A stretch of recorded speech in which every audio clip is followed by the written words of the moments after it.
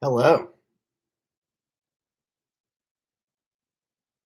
Let me know in the chat if you can hear me.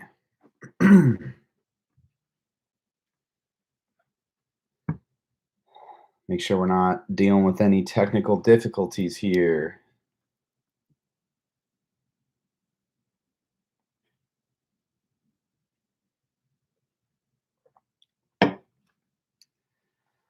Timothy says, "Sup, Pop? I can hear you. Impressive, loud and clear." Okay, great. I'm gonna tweet this out so we get people in here. Damn, crazy last like couple hours in Major League Baseball, huh? Any Padres fans in here? Thought there for about a half hour that the Padres were gonna get Max Scherzer. And here are the Dodgers swooping in, getting Scherzer and Trey Turner. All right. No Padres fans? Maybe some Dodgers fans then. All right, we'll give it a couple minutes, let people trickle in. I just tweeted it out. Got about 25, 30 minutes for you guys. So start throwing those questions in there, and I'll just answer your guys' questions.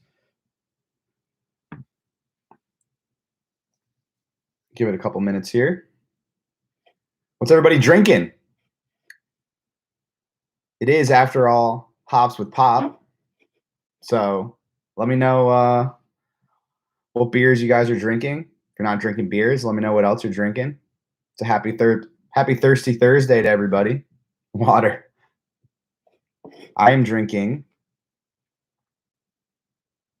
Ballast Point Passing Haze Hazy IPA. Just picked it up from Ralph's. Busch Light.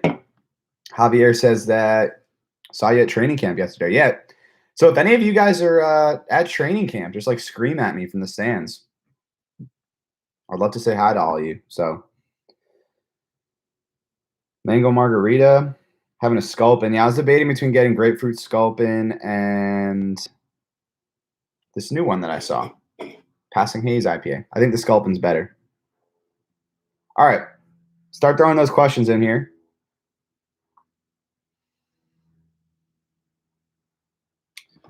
O-line impressions. Let's start there because anybody that has been on these streams before knows how I feel about the importance of offensive line play. A little bit difficult to assess right now just because they're not in pads, they're not in shells, so they're just in their jerseys.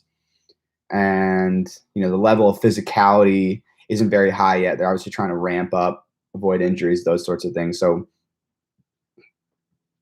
haven't seen, you know, real full speed, full contact run blocking. Haven't seen any D-line, edge rusher, O-line one-on-ones. And that's really when you can get a feel for, you know, how the offensive line is clicking as a unit, how individual players maybe have improved in their pass protection.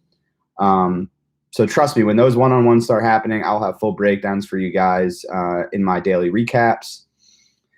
Speaking of which, got to plug the content. You guys know how this works.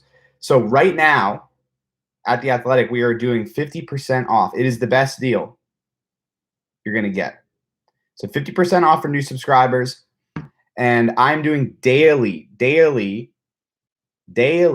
training camp recaps. It is literally everything you could possibly need to know about the Chargers on a daily basis.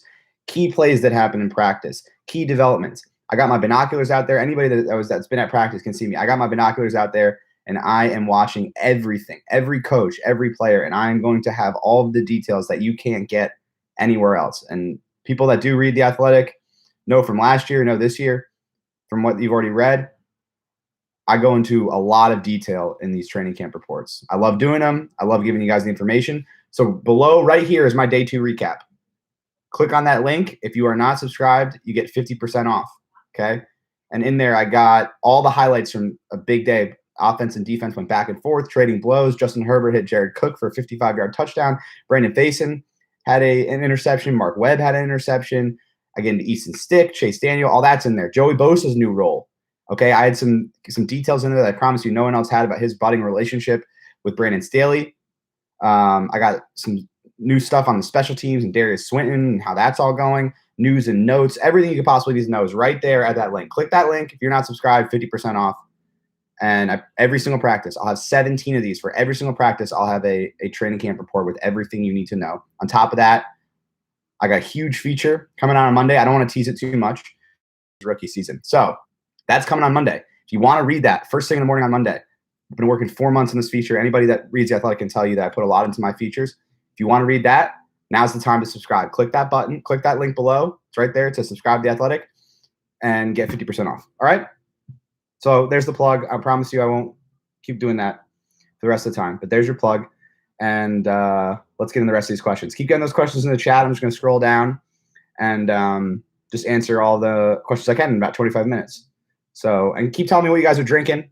It's Thirsty Thursday. This is Hops with Pop. I'm drinking a Ballast Point. Let me know what you guys are drinking. All right. First impression of how the coaching staff was running the show. Really love this question. I've been thoroughly impressed. I mean, and I was talking to Jeff Miller the other times today. We were sitting on the sideline just sort of watching practice, and there's just a crispness to practices. Everything has intention, and it's quick. I mean, the pace is significantly more noticeable than it was under the previous regime. Now, so much so that, I'm trying to look at everything, gather everything, and I'm missing stuff because the practice is just moving so quickly.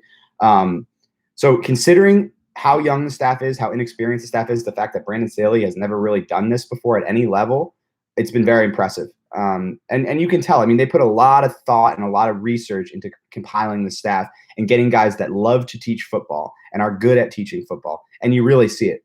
You really see it. The operation has been outstanding and crisp, and thoroughly impressed with how it's gone so far. Does that mean anything for how the team's going to perform in the season?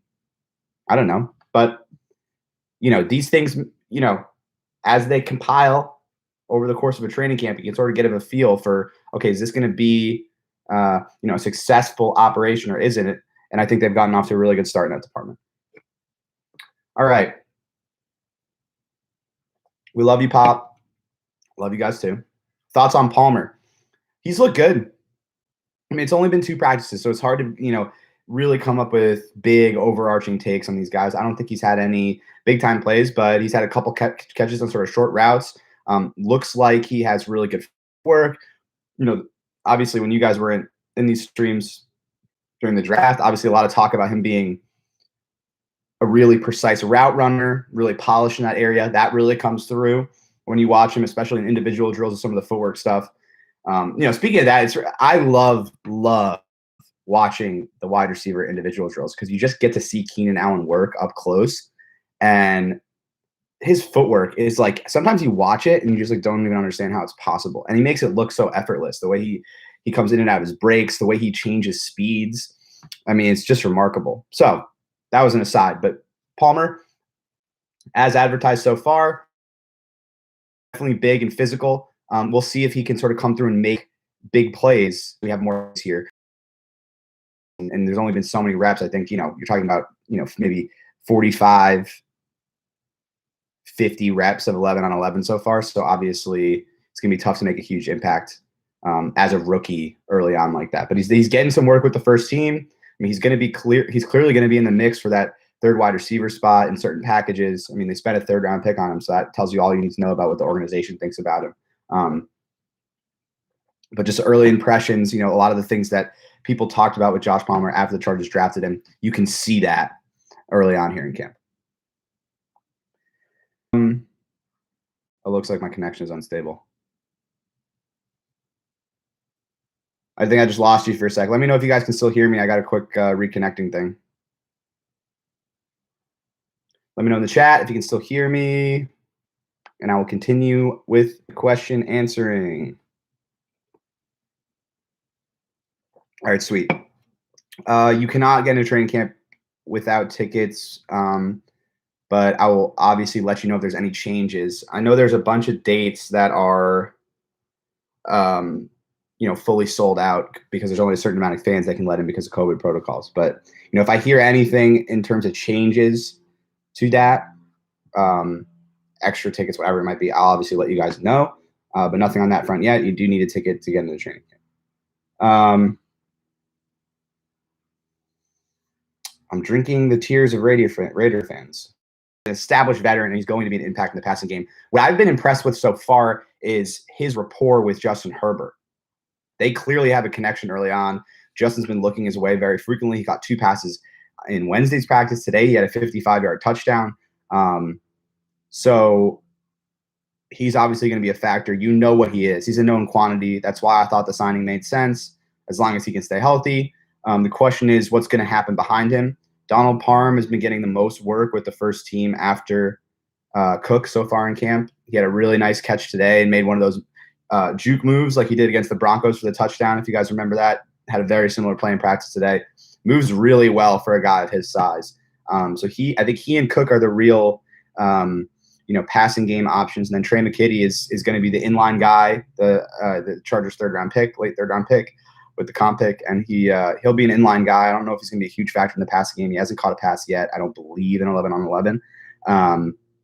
So that's sort of your trio. And then I think, as of right now, I think Steven Anderson is going to be the 4th tight end. It's possible they only keep 3, but Steven Anderson is going to be more of a special teams guy. He's been on pretty much all of the core 4 special teams in terms of the first team so far. We've seen the first team punt and the first team kick return, and Steven Anderson's been on both of those. So this is something I learned from Eric Williams. Shout out Eric. When you're trying to make your 53-man prediction, you should really look at who's getting run with the first team special teams units in that core 4, and that's sort of how you can try to get a picture of who's going to make the team. I have all that stuff in my training camp report, so click that link below, and if you already subscribe, read it. If you don't, subscribe and read it. And I'm keeping track of what the first team special teams units are, just so you guys can get a sense of, okay, these are the guys that are sort of in the mix and are really pushing for those final roster spots in the 53. All right. Faison in the starting lineup at training camp. What's that about? Listen, I don't think Brandon Faison got a fair shake from Anthony Lynn's staff. He's long, athletic, fast, a willing and good tackler.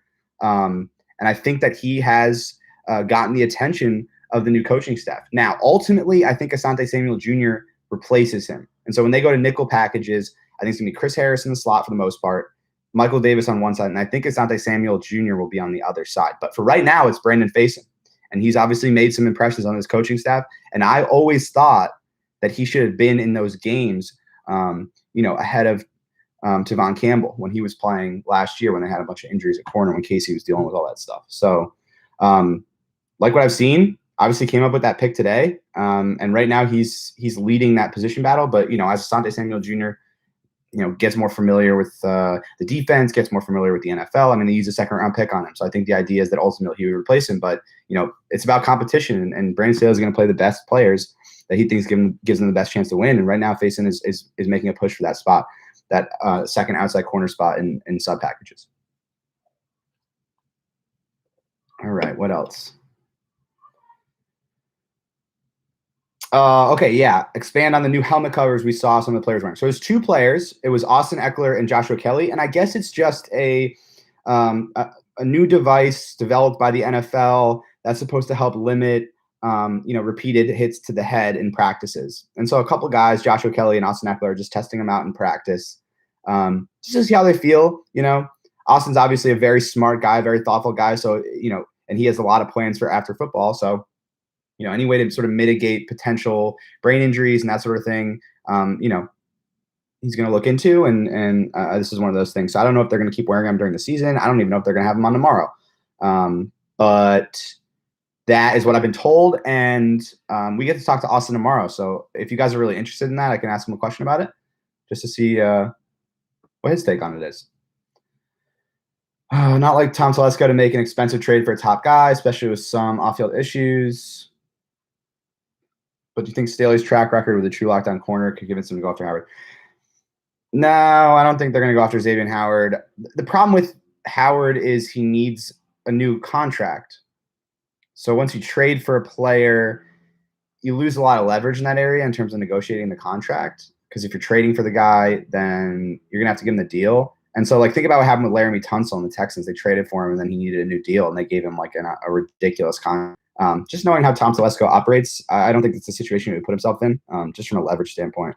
So we'll see. I mean, generally speaking, when someone like a player like that becomes available, the Chargers are most likely not going to pursue. That's just generally speaking. We can go back to Orlando Brown. We can go through Julio Jones. We can go through it all. Where will Derwin line up for the majority of the snaps? So the majority of the snaps is going to be at safety. He'll be at too high safety with Nasir Adderley, but he's going to be moving around a lot. Like, we are 2 days in, and he's been all over the place. He's going to be defending the slot a decent amount. They're going to be putting him in one-on-one coverage situation because he's really good in those situations.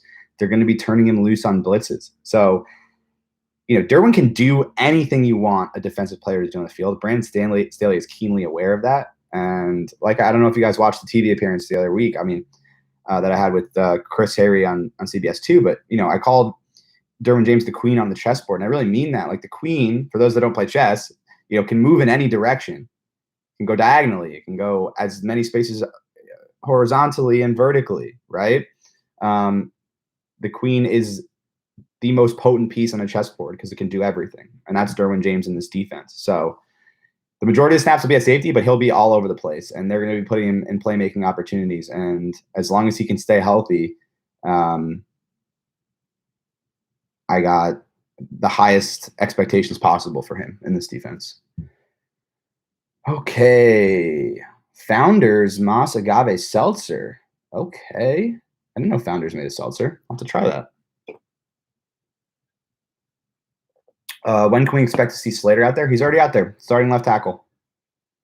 Smirnoff Pink Lemonade, like that. Einstock IPA. Okay, so check that one out. How's the defense been shaping out so far in camp? I don't really understand that question. Mondo. If you want to clarify, I'll try and get to it later. I guess shaping out, they've been base defense a lot. So, 3-4 defense. So 3 defensive linemen, 2 edge rushers next to them, 2 inside linebackers here, split safeties, and then the corners on the outside. So I think that's what you asked. But if you wanted to clarify and I can give you a more specific answer, please do that. Do you see a role for Mark Webb on this team? It's still early. He's a 7th-round pick. They don't need him right now. But he has been playing free safety with the second team. The 2 safety pairings have been obviously Derwin and Nas, and then it's been Alohi and Mark Webb with the second team. So, they view Webb as a really versatile piece, right? That he can play both safety spots, that he can play some slot corner in maybe a big nickel package or something like that. So I don't know if he'll have a role right away, but, maybe if with an injury he could come in, maybe if he, takes some huge strides over the course of training camp, I think he has a really interesting skill set. And then, read the training camp report because Mark Webb came up with an interception in 7-on-7 today. He was right place, right time. He didn't jump a route or anything. Easton Stick airmail to throw, but he was in the right spot and he came down with the pick. And those are the plays that you have to make if you're a 7th rounder to, not only make the 53-man, but to, start carving out playing time for yourself. Yeah. How diverse does the scheme look? Training camp just started, but I've heard multiple reports of the defense already being really multiple. Those reports are probably from me because I wrote all of that yesterday. So if you want more information on that, go to my day 1 recap. I wrote 500 words with quotes and everything about how diverse the defense looks, about where Chris Harris is lining up, about where Derwin's lining up. So go to The Athletic if you are subscribed. If not, click that link below. You get 50% off and read all about how multiple the defense is. Yeah. All right. A lot of hype around Mike Williams. Have you seen anything to back that up? He cut his dreadlocks off, so he got a haircut. And that really doesn't have anything to do with this play, but that's one significant thing with Mike Williams. Haven't seen anything significant yet. Like I said, 2 days in. So, we'll have more of a sample size next Thursday when we do this. And, I'll have more, definitive takeaways then. With Mike Williams, he has all the talent in the world. Obviously, he has all the physical tools in the world. With him, it's like, can he stay healthy? And if he can stay healthy, I think he's going to have a big year. But that's really what it comes down to that for me. It's that simple. Mike Williams can stay healthy, he's going to have a big year. If he can't, he's going to be the same player that you've seen, which is sort of frustratingly not living up to his potential. Picks today, Herbie's fault or just good defense. Herbert only threw one pick. It was deflected. I mean, the defense is playing really sticky coverage. They're on their P's and Q's, and Staley has been hammering that home. Obviously that's his hallmark is creating coverage schemes that are very difficult to play against as a quarterback, very confusing, a lot of disguise. So, even if Herbert struggles this training camp, I wouldn't read too much into it, because the whole idea is that Staley is this defensive genius that really confuses opposing quarterbacks, and the opposing quarterback in this camp is Justin Herbert. So if he struggles, it's probably more of an indication of how good the defense is going to be, as opposed to what to expect from Justin Herbert. But right after that pick, he came back and threw an absolute missile down the seam to Jared Cook for a 55-yard touchdown. So that's one thing with Justin Herbert. He's got incredible resolve.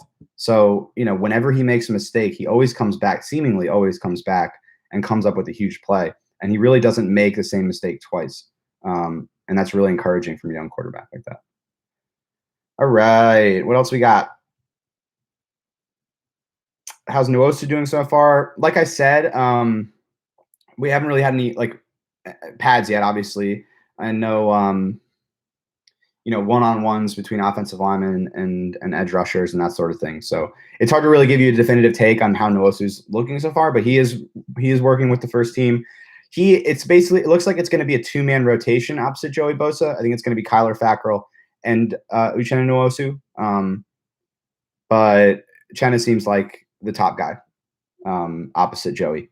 So we'll see. I mean, as they get pads on, as things get a little more physical, that's when you can sort of get a better read on defensive linemen, on edge rushers, on offensive linemen, all of that sort of stuff. Right now, it's still training wheels are on at this point in terms of that stuff, just because they're not really hitting each other. They're not getting physical. All right. Keep sending those questions. Splitting time at guard between Ibushi and James. I think that should be Jaimes. Brendan Jaimes, the 5th-round pick, or Pipkins, or is Ibushi getting all the first-team reps? Ibushi's getting all the first-team reps. The starting offensive line is set. It's Slater at left tackle, Fowler at left guard, Lindsley at center, Ibushi at right guard, and Bulaga at right tackle. That's what it's going to be as long as no one gets hurt. Josh Palmer, already talked about him, so you can go watch the recap of this to get my take on that. Practice has been shorter than usual. Maybe a little bit, but usually early in camp, practices are relatively short. You don't want to overwork anybody. But there has been an emphasis on how they're phasing the practices in from Brandon Staley. I went into that in depth yesterday in my practice report, so go check that out if you want more in depth on that. But they are focusing on it. They're really, really, there's a lot of intention in how they're phasing in practice, just to avoid the type of injuries, particularly soft tissue injuries, that have plagued the Chargers in recent seasons. Any UDFA standing out? Jared Goldwire, the defensive lineman, had a tackle for loss in 11-on-11 today. Other than that, nothing. I'm looking through my notebook now. Nothing too significant from the undrafted free agents. But lots of time. Those guys usually start to distance themselves, after a certain number of practices, after a preseason game, that sort of thing. Trade you a Pliny the Elder for a Herbert autograph.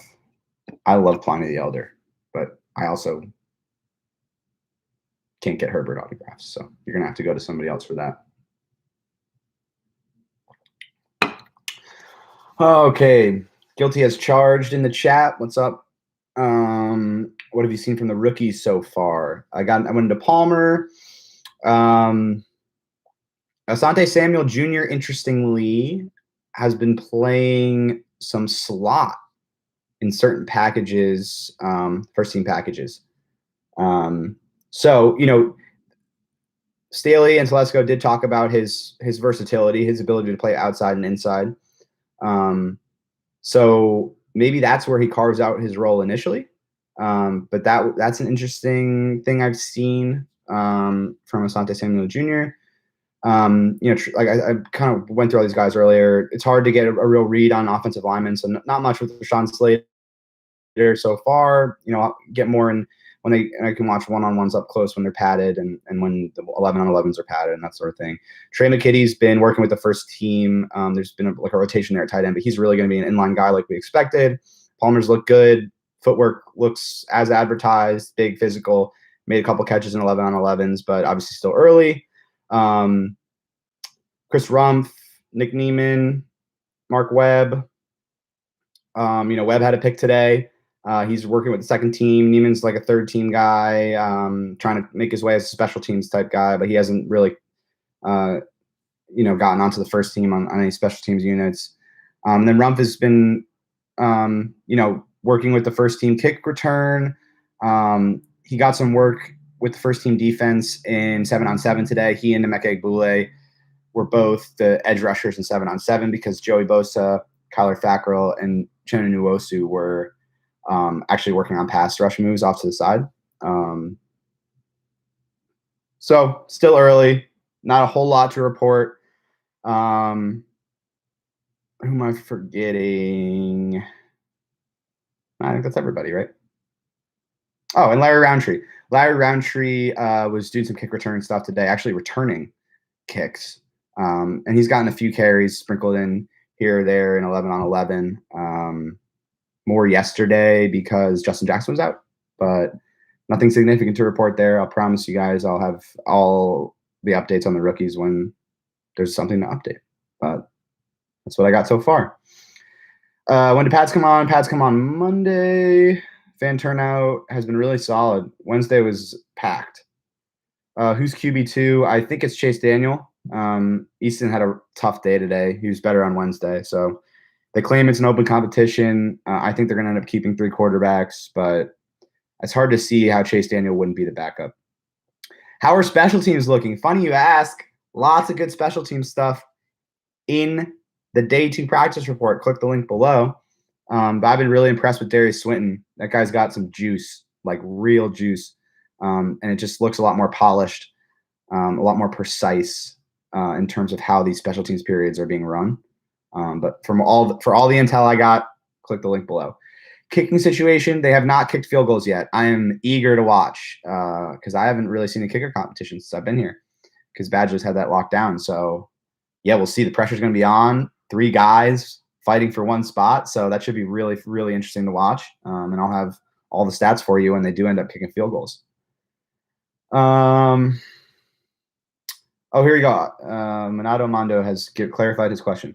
What I meant with the question earlier was with Brandon Staley, Coach Davis, the players on defense getting confused, messing up on the plays. So defense is more complex. No, they've looked really good, honestly. The first team defense specifically, which is what we're really talking about here. Yeah, they've looked really crisp. The communication has seemed solid. I mean, they were dominating early in team drills today. I mean, there was nobody open. Fell off a little bit later in the practice. Obviously, let up that touchdown to Jared Cook, but for the most part, it's looked really impressive. And you're seeing a lot of double clutching from the quarterbacks just because of the disguise and because the coverage is so sticky. Storm Norton. Oh, shout out James Hennessy. What's up? Went to my high school. Keep it popping. Always. Thoughts on Storm Norton? He's playing right tackle with the – oh, wait. Correction. Storm Norton is playing left tackle with the second team. Trey Pipkins is playing right tackle there. So that's all I can really give you. Like I said, there hasn't been a lot of physicality yet. It's hard to get a good read on the offensive lineman. All right. Harris in the field with Samuel playing the slot. Yeah. Harris outside and Samuel was inside on the one play that I saw where that happened. But it's mostly been it's been like very sporadic with the first team, but more like when Asante's gotten on the field with the second team. That's when you're seeing it more. Looked into the analytics hiring of Alex Stern. Yeah, I looked into it. It's just more manpower. They're beefing up that side of things, and they needed more people on board to be able to do more things, more data to crunch, that sort of thing.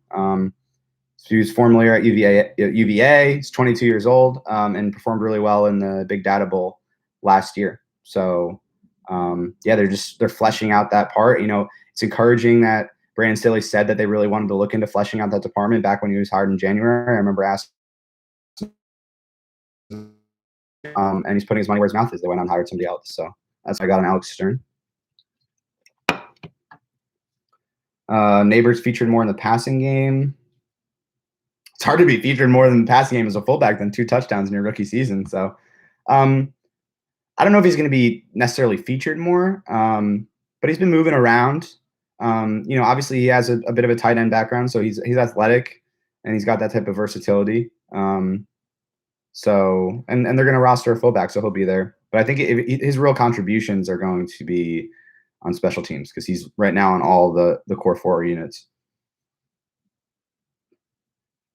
Staley mentioned Cole Christensen yesterday. Yeah, he's been working on all the 2 first-team special teams units we've seen, kick return and punt. He was on both of those. So that's like the type of thing I'm talking about. Like, obviously, in my initial 53-man projection, I had Cole Christensen getting cut. But now that I'm seeing him on all these special teams units, maybe he ends up being, you know, a 5th inside linebacker, right? If he's a big special teams contributor.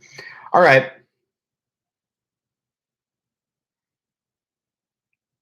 I did not fix my Wi-Fi. It's the same Wi-Fi. I'm just getting luckier with the Wi-Fi. All right, guys. Any other quick questions? We'll do this again next Thursday. I did that poll, and you guys all said that you'd rather have it weekly than daily, which I think is right. Anything else in here? Anything I didn't get to? How has Bosa looked in coverage? Nothing to really report there.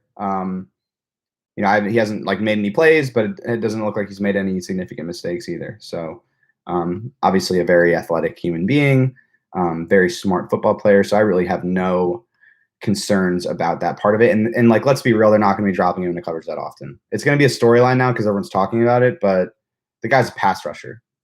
And like, if Brandon Staley is known for using his players and putting them in the best positions to succeed, you know, dropping Joey Bosa into coverage 50% of the time is obviously not the best way to get the most out of him. Like, turning him loose on the quarterback is. So I don't think he's going to have more responsibilities, but I don't think what you guys see from him ultimately is going to be that different. Like, he's going to be getting sacks and pressures. Like, that's what he does. Lindsley was feeling under the weather. Did not sound like too big of a deal. I think he might be back out there tomorrow, but obviously I'll be keeping an eye on it and, you know, following me on Twitter for, you know, any updates like that from training camp. But I think that is everything. I appreciate you guys joining me. Hope you guys like this. We will do it again next Thursday at 6 p.m. Was this a good time for everybody? Let me know in the chat.